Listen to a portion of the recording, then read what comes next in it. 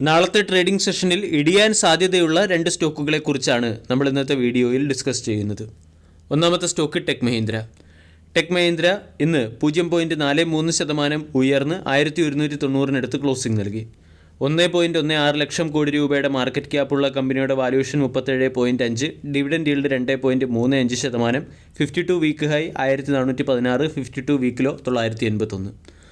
മോശം ക്വാർട്ടർലി റിസൾട്ടിൻ്റെ പശ്ചാത്തലത്തിലാണ് സ്റ്റോക്ക് ഇടിയുമെന്ന് പ്രതീക്ഷിക്കുന്നത്. ഇന്ന് മാർക്കറ്റ് അവറിന് ശേഷം പുറത്തുവിട്ട ക്വാർട്ടർലി റിസൾട്ടിൽ ടെക് മഹീന്ദ്രയുടെ പ്രോഫിറ്റ് ഇയർ ഓൺ ഇയറിൽ 41% ഇടിയുകയും റവന്യൂ 6.2% ഇടിയുകയും ചെയ്തു. മാർക്കറ്റ് എസ്റ്റിമേഷനേക്കാളും താഴ്ന്ന ലെവലിലുള്ള നെറ്റ് പ്രോഫിറ്റാണ് റെക്കോർഡ് ചെയ്തിരിക്കുന്നത്. 750 കോടി രൂപയുടെ നെറ്റ് പ്രോഫിറ്റ് പ്രതീക്ഷിച്ചെടുത്ത് 661 കോടി രൂപയുടെ നെറ്റ് പ്രോഫിറ്റാണ് ടെക് മഹീന്ദ്ര നേടിയിരിക്കുന്നത്. കഴിഞ്ഞ ക്വാർട്ടറുമായി താരതമ്യപ്പെടുത്തിയാൽ, അതായത് ഡിസംബർ ക്വാർട്ടറുമായി താരതമ്യപ്പെടുത്തിയാലും നെറ്റ് പ്രോഫിറ്റ് 29% ഇടിഞ്ഞതായിട്ട് കാണാൻ സാധിക്കും. ടെക് മഹീന്ദ്രയുടെ കൺസോളിഡേറ്റഡ് റവന്യൂ 6.2% ഇയർ ഓൺ ഇയറിൽ ഇടിഞ്ഞ് 12,871 കോടിയായി റിപ്പോർട്ട് ചെയ്തിട്ടുണ്ട്. മാർക്കറ്റ് 12,926 കോടി രൂപയുടെ കൺസോളിഡേറ്റഡ് റവന്യൂ ആണ് പ്രതീക്ഷിച്ചത്. ഇൻ ടേംസ് ഓഫ് റവന്യൂവും കമ്പനി മാർക്കറ്റ് എസ്റ്റിമേഷനെ മിസ് ചെയ്തു. ഇനി കഴിഞ്ഞ ക്വാർട്ടറുമായി താരതമ്യപ്പെടുത്തിയാൽ റവന്യൂ 1.8% ഇടിഞ്ഞിട്ടുണ്ട്. അതേസമയം ടെക് മഹീന്ദ്രയുടെ എബിറ്റ് മാർജിൻ അല്ലെങ്കിൽ ഓപ്പറേറ്റിംഗ് മാർജിനിൽ വർധനവുണ്ടായി. കഴിഞ്ഞ ക്വാർട്ടറിൽ 5.4% ഓപ്പറേറ്റിംഗ് മാർജിൻ, ഇപ്പോഴത് 7.4% ഉയർന്നു. മണി കൺട്രോൾ എസ്റ്റിമേറ്റ് ചെയ്തത് അല്ലെങ്കിൽ മാർക്കറ്റ് എസ്റ്റിമേറ്റ് ചെയ്തത് 7.02% എബിറ്റ് മാർജിൻ ആയിരുന്നു. മാർക്കറ്റ് എസ്റ്റിമേഷനെ ബീറ്റ് ചെയ്ത എബിറ്റ് മാർജിൻ കമ്പനിക്ക് റെക്കോർഡ് ചെയ്യാൻ സാധിച്ചിട്ടുണ്ട്. ഇനി എൻ്റയർ ഫിനാൻഷ്യൽ ഇയറിലെ പെർഫോമൻസ് നോക്കിയാൽ അതും ഡിസപ്പോയിൻറ്റിംഗ് ആണ്. എൻ്റയർ ഫിനാൻഷ്യൽ ഇയറിലെ കമ്പനിയുടെ റവന്യൂ 2.4% ഇയർ ഓൺ ഇയറിൽ ഇടിഞ്ഞ് 51,996 കോടിയായി മാറി. നെറ്റ് പ്രോഫിറ്റ് ഇയർ ഓൺ ഇയറിൽ 51.2% ഇടിഞ്ഞ് 2,358 കോടിയായി ചുരുങ്ങുകയും ചെയ്തു. ക്വാർട്ടർലി റിസൾട്ടിനോടനുബന്ധിച്ച് 28 രൂപ പെർ ഷെയർ എന്ന റേറ്റിൽ കമ്പനി ഫൈനൽ ഡിവിഡൻഡ് പ്രഖ്യാപിച്ചിട്ടുണ്ട്. മാനേജ്മെൻറ്റിൻ്റെ കമൻട്രി ശ്രദ്ധിക്കുകയാണെങ്കിൽ ക്വാർട്ടർ 2-ൽ കണ്ടീഷൻസ്, അതായത് ഡിമാൻഡ് എൻവയോൺമെൻറ്റ് ഇമ്പ്രൂവ് ആകുന്നതോടൊപ്പം തന്നെ 2025 ഫിനാൻഷ്യൽ ഇയർ മുതൽ കമ്പനി അതിൻ്റെ പെർഫോമൻസ് മെച്ചപ്പെടുത്തും എന്നാണ് കമ്പനിയുടെ CEO പറയുന്നത്. ഈ ക്വാർട്ടറിൽ ഏകദേശം $500 മില്യൺ കോൺട്രാക്റ്റാണ് ടെക് മഹീന്ദ്ര എന്ന കമ്പനിക്ക് ലഭിച്ചത്. എൻ്റയർ ഫിനാൻഷ്യൽ ഇയറിൽ കമ്പനിക്ക് $1.9 ബില്യൺ ടോട്ടൽ കോൺട്രാക്റ്റ് ലഭിച്ചിട്ടുണ്ട്. കൂടാതെ ജിയോ പൊളിറ്റിക്കൽ സിറ്റുവേഷൻസ് ഇമ്പ്രൂവ് ആകുമ്പോൾ കമ്പനിയുടെ പെർഫോമൻസ് ഇമ്പ്രൂവ് ആകാൻ സാധ്യതയുണ്ട്. ഇനി ഓരോ സെഗ്മെൻറ്റിലെയും കമ്പനിയുടെ പെർഫോമൻസ് നോക്കിയാൽ CME ബിസിനസ്സിൽ ഇയർ ഓൺ ഇയറിൽ 16.5% തകർച്ച കമ്പനി നേരിട്ടു. BFSI സെഗ്മെൻറ്റിലെ റവന്യൂ 4.8% ഇയർ ഓൺ ഇയറിൽ ഇടിഞ്ഞു. ടെക്നോളജി സെഗ്മെൻറ്റിലെ റവന്യൂ 3% ഇയർ ഓൺ ഇയറിൽ ഇടിഞ്ഞു. റിട്ടെയിൽ, ട്രാൻസ്പോർട്ട് ആൻഡ് ലോജിസ്റ്റിക്സ് സെഗ്മെൻറ്റിലെ റവന്യൂവും 3.1% ഇയർ ഓൺ ഇയറിൽ ഇടിഞ്ഞു. മാനുഫാക്ചറിംഗ് സെഗ്മെൻറ്റിൽ മാത്രമാണ് റവന്യൂവിൽ കമ്പനിക്ക് വളർച്ച കൈവരിക്കാൻ സാധിച്ചത്. 6.2% വളർച്ച കൈവരിക്കുകയും ചെയ്തു.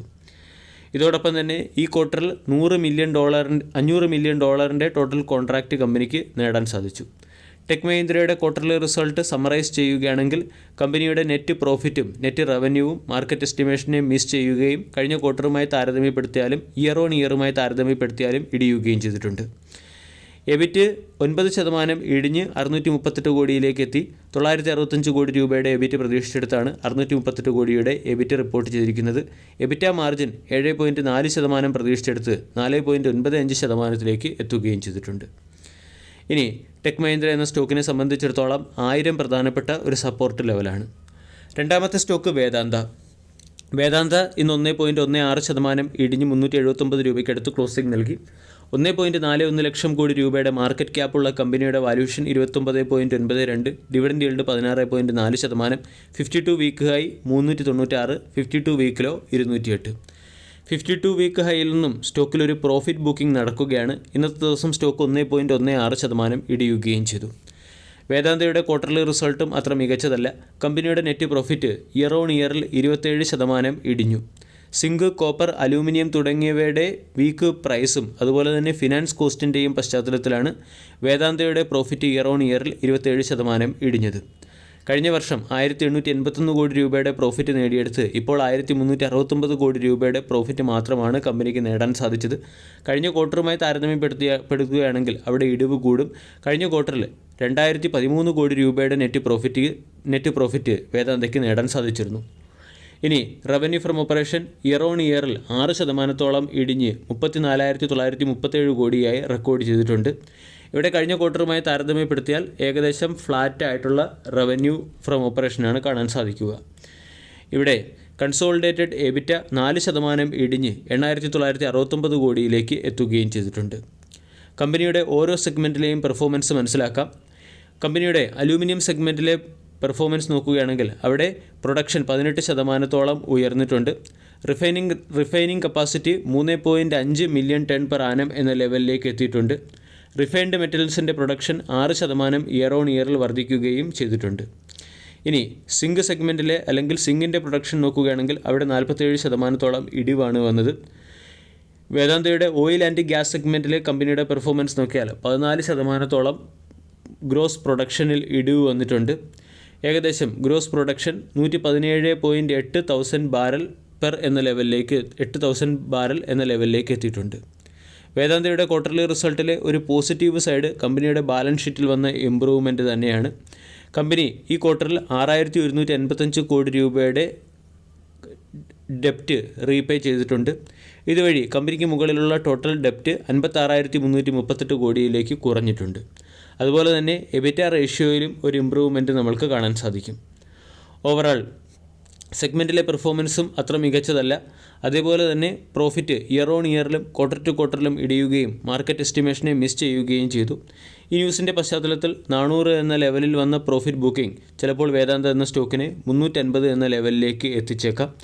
അത് 350 എന്ന സപ്പോർട്ട് നഷ്ടപ്പെടുകയാണെങ്കിൽ പിന്നീട് സ്ട്രോങ് സപ്പോർട്ടായി പ്രവർത്തിക്കുക 330 എന്ന ലെവലാണ്. അപ്സൈഡിൽ 400 ഇമ്മീഡിയറ്റ് റെസിസ്റ്റൻസ് ആയി പ്രവർത്തിക്കും. 400 കഴിഞ്ഞാൽ 425, 450 തുടങ്ങിയവയും വേദാന്തയുടെ പ്രധാന റെസിസ്റ്റൻസ് ലെവലുകളാണ്. വീഡിയോ എല്ലാവർക്കും ഇഷ്ടമായി എന്ന് വിശ്വസിക്കുന്നു. താങ്ക്